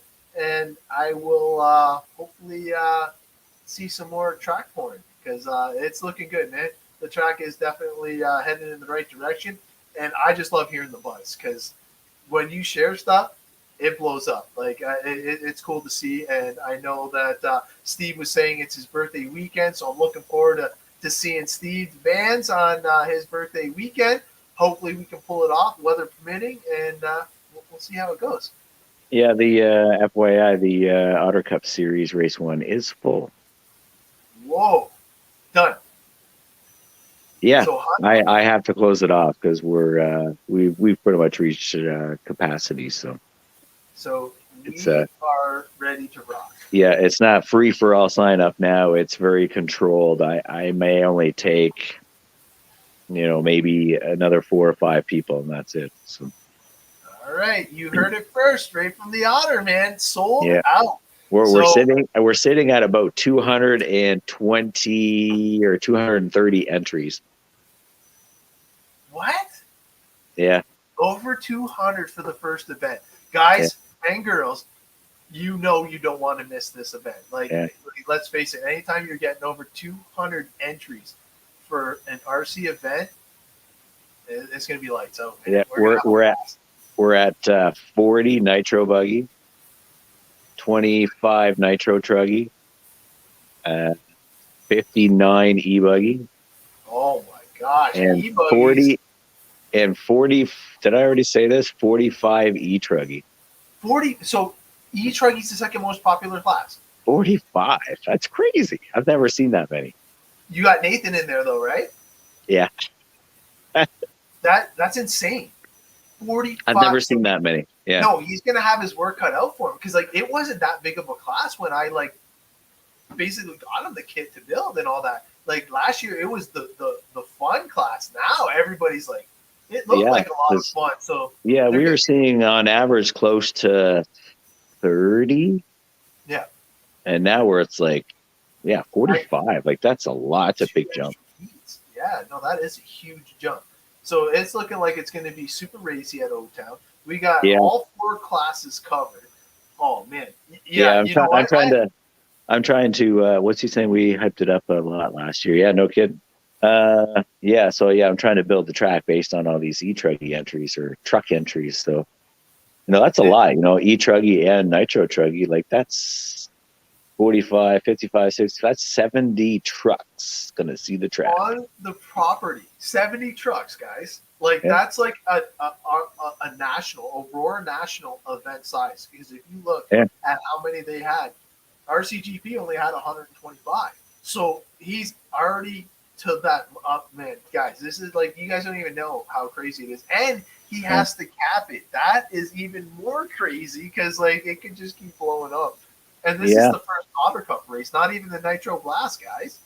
I know, and I've already had guys messaging me for the Nitro Blast. I had guy message me from British Columbia saying that him and a bunch of guys from Calgary and Edmonton, I believe, that they want to come down for the Nitro Blast in July. They're like, when's the date? We want to get things booked. And I'm like, really? Yeah, because, man, let's face it, it is a premier event in all of Canada, not just Ontario. Like, this is a Canadian event. The Nitro Blast is the biggest race that we have thanks to you. And, like, honestly, man, everybody's, like, stoked just to get back out to the track, man. The hanging out at your place, the camaraderie, the good times, and honestly, like, the way that everybody treats each other is all top-notch. Like, I got nothing but mad respect for everybody that shows up and treats others well. And you know what? Let the good times roll. I'm looking forward to it. I'm sure you're looking to having some fun in the front yard again. And man, let's make this happen. It is. It's a fun show. It's a fun gathering. Everybody working together. We create the atmosphere. It's not just me. It's not what I just do. It's everybody working together. So that's what makes it fun. Yeah, like you basically give them the stage, and the people are trying to make the show. Let's face it, because if you want to be part of the O-Town train, you gotta show up and you gotta put a vehicle on the track. Like, let's face it, man, and you'll realize like how cool this train is, man. Like, jump on board, man. The conductor's going toot toot, and man, I'm telling you, it's gonna be full send, man. It's, you know what? We should have got the your birds chasing you. That video, oh man, I wish I would have recorded that, man. That was awesome earlier. But man, I appreciate the chat. I'm gonna cut it off. I'm almost out of time. Actually, I don't even. Oh no, I still got 6 minutes, so we're good. We're good. We got 6 minutes still. But man, I do appreciate you coming on and sharing some stuff. Is there anything you want to say before we cut it out? We got a couple minutes left. Yeah, I want to thank everybody for the financial support. It's been really good again this year. Like I say, I'm spending money absolutely wherever I can with the bleachers update. Ordered another light. I was going to order two, but I'm like, I better just order one. I don't want to overspend, just in case I need to do this. I want to rent a roller. Still gotta get my flaxseed oil on hand yet and buy that. So yeah, I appreciate the financial support. So I can just freely just go at it and not like, oh shoot, do I have enough money for this? Do I have enough money for that? It's nice. It's working out very well. So everybody that's been buying a membership, thank you, and you will be rewarded for your support with the memberships for sure, as you will find out very soon. Well, I think that we're the lucky ones because it takes somebody with dedication and passion like yourself in order to give us a facility of this nature. And like I said earlier in the broadcast about Dork finding a second track, the work is just starting. Like, even though they found this track, it's going to be a lot of work to get it up to a raceable type area. And then the Barnyard's got their stuff coming up. Sparks got their stuff coming up. Like, everybody knows the weight of it. And I know you say you got help here and there, but you're like basically the one-man show there. And I truly appreciate it. And I know everybody else does, because like it doesn't go unnoticed, that's for sure. Yeah, I think like 90% or more, probably 99% of everybody understands how I tick and how I can create what I create. And it's from the help from everybody else. So that's just the way it goes. And to that 1 or 2% that just don't get it, well, they just need to rethink things. So, Oh, yeah. as I've had some messages about things about, oh, how am I, you mean I have to pay this and that? It's like, hey, if you can't afford it, then don't race. It's that simple. And let's face it, look at how much we have sitting on the tables in front of us too. Like, it's not a cheap hobby, and like if we don't have anywhere to race, like geez Louise, like that's what these are for. But the one thing that I do want to touch on before we let you go is basically the whole traveling there and setting up and getting ready to rock. Like, the amount of work that it takes to set up even your property is got to be like duly noted as well, because people don't get it. Like, oh man, it's just the list of things. I didn't even post my list of things to do. Like today, if I was feeling more ambitious, I would have put up my podium and got that out of the way. But I figure I've got this week to get a lot of the other jobs done. I still got to get a lot of sticks and debris to remove from behind the driver's stand and just in the areas that need to be cleaned up. But yeah, there's lots of stuff. Yeah, it's crazy. Cool. The amount of stuff I got to do. Well, we appreciate it. And like I said, I'm going to be off next week. And by then I'll have my stuff all built, the kids' stuff all built. Nice. So we should be able to show some cool stuff off. And like I said, I have next week off, but we'll be coming back at you in 2 weeks with a special guest. So stay tuned for that. And we are just about done, man. I appreciate you coming on, and I will bug you later. All right. Cheers. See ya. All right, man. I got to thank John and Douglas for both coming on, man. It was awesome. I do appreciate you guys tuning in. 2 hours strong. Holy crap. I got to get myself another drink, and we will see you guys in 2 weeks.